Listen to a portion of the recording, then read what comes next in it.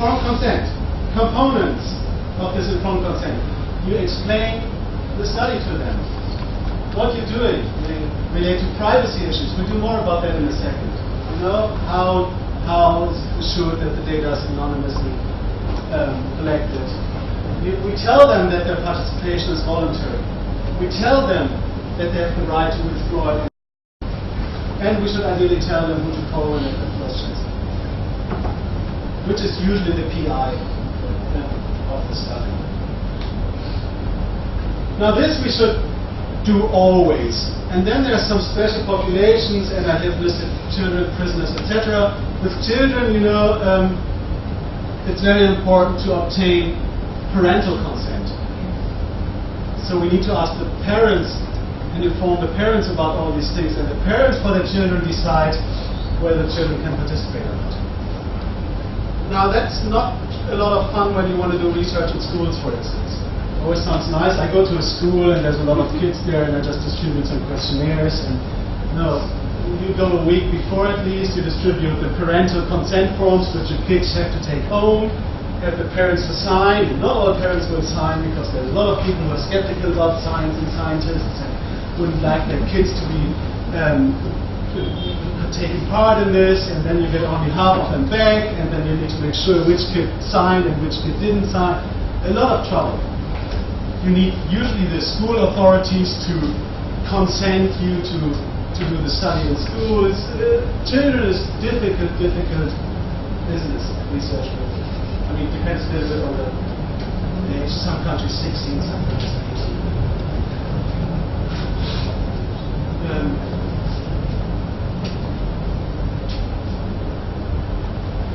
Now, quickly skip these.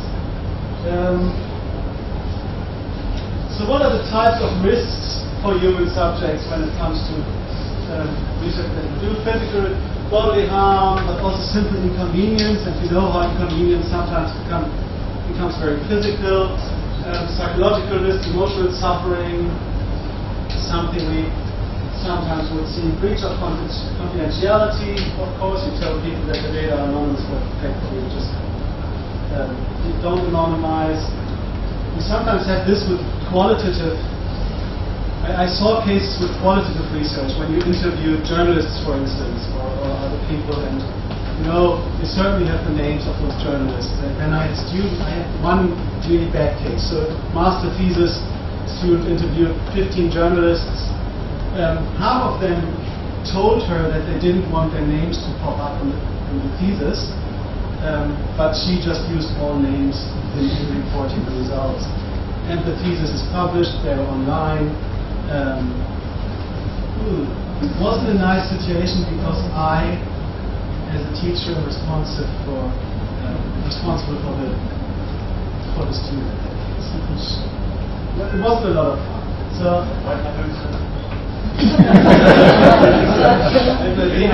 So the easy solution was that we put the thesis under embargo, which means that it's not publicly available.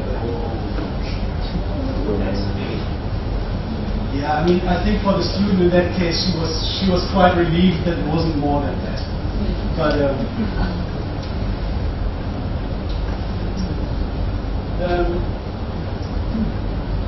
social and economic risks can be involved. So, just whatever I do in research, does that endanger somehow my financial well-being, my employment? You know, one of the group wanted to do research in companies. You know, what happens to the people that say, I'm not satisfied with working here?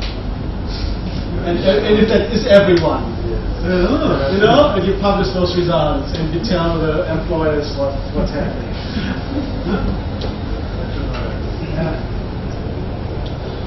And there's some legal risks sometimes involved when you do surveys, for instance, about deviant behavior, illegal behavior. So I had a student looking at perceptions of drug use in popular media, and of course she asked her survey participants whether they ever used drugs, and what kind of drugs and how recently. And, of because it's, as long as it's anonymized and not traceable, it's fine, but it's still information that in certain contexts could be dangerous to give. And there's classic examples from European and countries in the US about research on sexuality and homosexuality, especially from the 60s and 70s, where there was a lot of pressure on researchers to give out data. Some research deals with minimal risks. So minimal risk is the probability and magnitude of harm or discomfort participating in the research are not greater than those encountered in daily life and during the performance of routine physical or psychological examinations or tests. It doesn't say this is unrisky research, or that this is no risk research, but it's minimal risk research. There isn't something involved which shouldn't happen, couldn't happen in other daily life interactions. And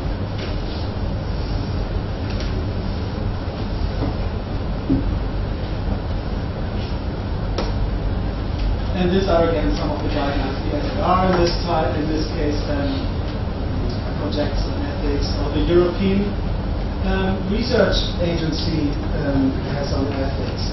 Let's just quickly go through these.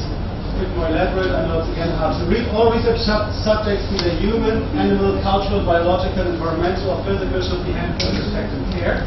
You know, be very inclusive here, as the European Union likes to be. The health, safety, and welfare of the community, all collaborators and others connected with the research should not be compromised. Sensitivity to age, gender, culture, religion, ethnic origin, and social class of research subjects should be convinced. Human subject protocols should not be violated. This implies complying with the requirements of informed consent on the basis of adequate and appropriate information, to voluntary agreement to participate, treating personal information with highest possible confidentiality, avoiding unnecessary deception, and using the obtained information only for the purpose of the investigation. Because that could be another trick, right? You tell them we're doing a survey on topic XY, and really you have a lot of questions when there are no topics. Should ideally not be done. This is about animals again. Social scientists seldomly work with animals. Research that involves more than low-risk groups are those that involve pregnant women and fetus. That's again European Research Council stuff. Children and younger people, people in dependent unequal relationships, people having dependent medical care and maybe unable to give consent, people with cognitive impairments, intellectual disability, or mental illnesses. Again, one of those groups which social scientists sometimes like to engage with, and where it's very tricky to be ethically. Aboriginal groups, you also sometimes make the argument that even if you give informed consent forms, would Aboriginal groups understand what's going on? Would they understand concepts like confidentiality, anonymity, data protection, and you know, these types of things? Would they understand that withdrawal is voluntary? Sometimes this, but again, that's something I don't know a lot about. Deception. Let's quickly browse through some of these that are, in my mind, more important to what we're doing in this course, at least. This is a public announcement in a US newspaper. We will pay you $4 for 1 hour of your time, persons needed for a study of memory. We will pay 500 New Haven men to help us complete a scientific study of memory and learning. The study is being done at Yale University. Each person who participates will be paid $4 plus 50 cents car fare for approximately 1 hour time. We need you only for 1 hour. There are no further obligations. You may choose the time you would like to come, evenings, weekdays, or weekends. No special training, education, or experience needed. We want factory workers, senior employees, clerks, businessmen, salespeople, and so on. Could anyone think of? Could anyone guess what the study behind this is? It's one of the most famous experiments that was done. Thank you. Indeed. That involved memory. Exactly. It did. In a way, it did. Yeah. So it's the famous Milgram experiment where they put people where they allowed people to administer electric shocks allegedly to other research participants to enhance their learning capacities. And the true idea of the experiment was to figure out how far people would go in administering these shocks, because authority, in that case a scientist, would tell them to do so. And the shocking finding back in the 60s was that more than 60-70%, even if I remember correctly, went to the highest voltage levels, which was 450 volts, which is deadly, you know. Of course it was all fake. The other person in the other room, who was supposed to learn and be stimulated, only played and screamed and whatever, played a role there. It was part of the project.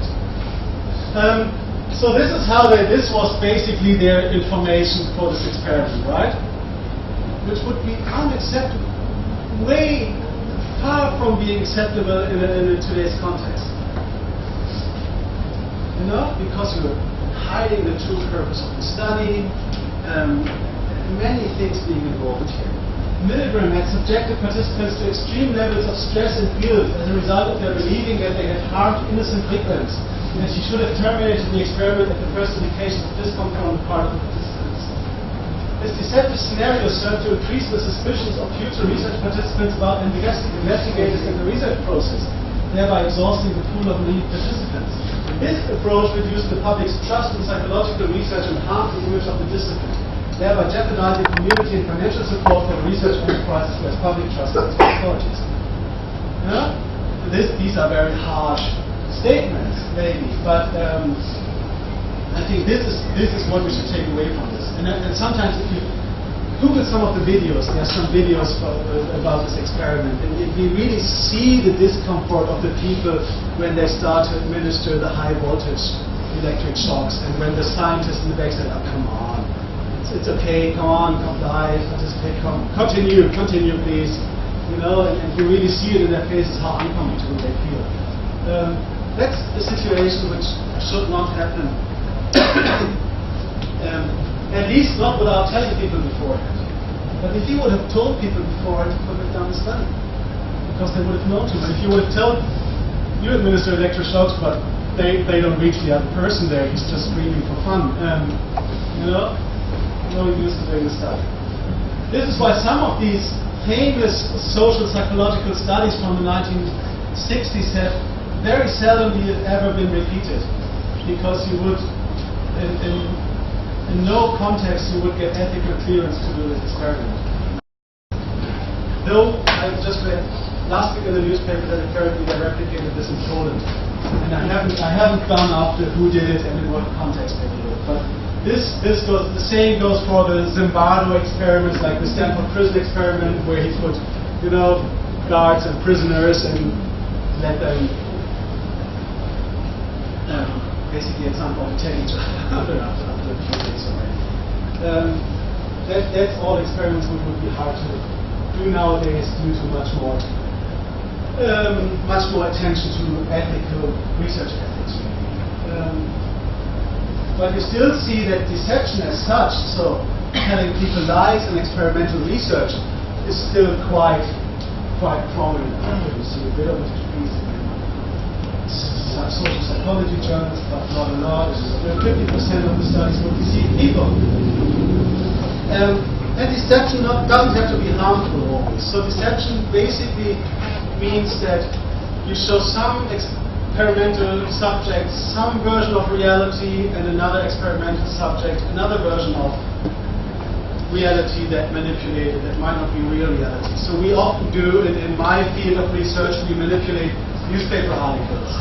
And we have one article telling people this, and another article telling people that, and we assess their reactions to that. But sorry, yeah? We actually print. We sometimes print them, sometimes we do it online, whatever. So we make it look fairly real. Yeah. We make it look fairly real. So we in a way trick people, right? We show them a newspaper that has not been published in reality. and we don't tell them beforehand. Because if we would tell them beforehand, they would get suspicious and not react in the way that we'd like them to react. And that's the tricky part about deception and experiments. How much can I tell someone before he enters the experiment without making the experiment impossible because I tell them too much? And that's again where informed consent comes in as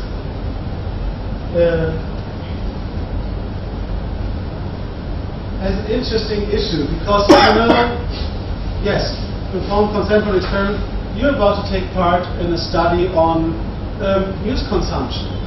That's what we would tell them, right? We would require you to read a news article in the following 10 minutes. We then ask you a couple of questions about that article. That's all stuff we can tell them, because up to that point we didn't tell them that there's other people reading other articles.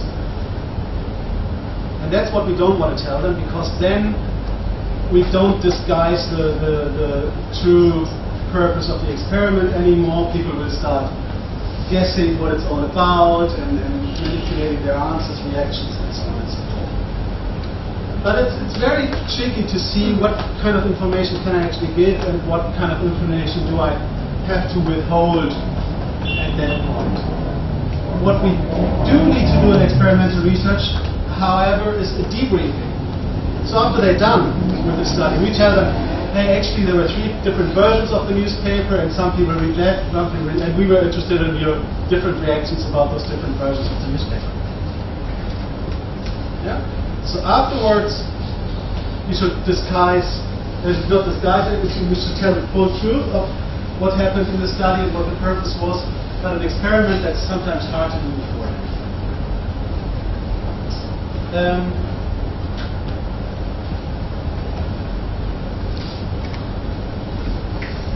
And how far can you go actually in deception? How far can you actually manipulate things that people consume, see, react to? What is okay to do? And there's no good rule. And this is, if you at some point have the feeling, now I'm doing something where people will get really mad if they figure out that how I tricked them, what I manipulated, maybe I'd rethink that. Unless I have a very good reason to say this is gonna be the empirical study which is determining my field for the next 10 years. Then I might still have a good reason to say it's worthwhile putting people under such conditions, but again, not many reasons. Deception research psychologists, and again, this is coming, the experimental tradition is very much coming from psychology, but as we'll see on Thursday, it's now being applied to political science and communication science and even various other disciplines of the social sciences much more often. So again, psychologists do not conduct a study involving deception unless they have determined that the use of deception techniques is justified by the study's significant prospective scientific, educational, or applied value, that effective, non-deceptive alternative procedures are not feasible. So if I submit an experiment to an ethical review board, I need to tell them that I thought about how to do this alternatively, but I can't. In order to find out what I want to find out, I need to deceive people. And I need to do some convincing. Psychologists do not deceive prospective participants about research that is reasonably expected to cause physical pain or severe emotional distress. I just told you the story about the horror movie and the discussion I had with that colleague. In that case, we need to tell people beforehand what's going to happen. Psychologists explain any deception that is an integral feature of the design and conduct of an experiment to participants as early as feasible, preferably at the conclusion of their participation, but no later than at the conclusion of the data collection, and permit participants to withdraw their data. So, what happens there? You're done with the experiment, you deceive people, you have some questions that they answer. Ideally, at that point, you tell them this was the true purpose. This was what we manipulated, this was what we did. At that point, you still need to allow them to say, hey, if that's the case, I don't want you to use my data.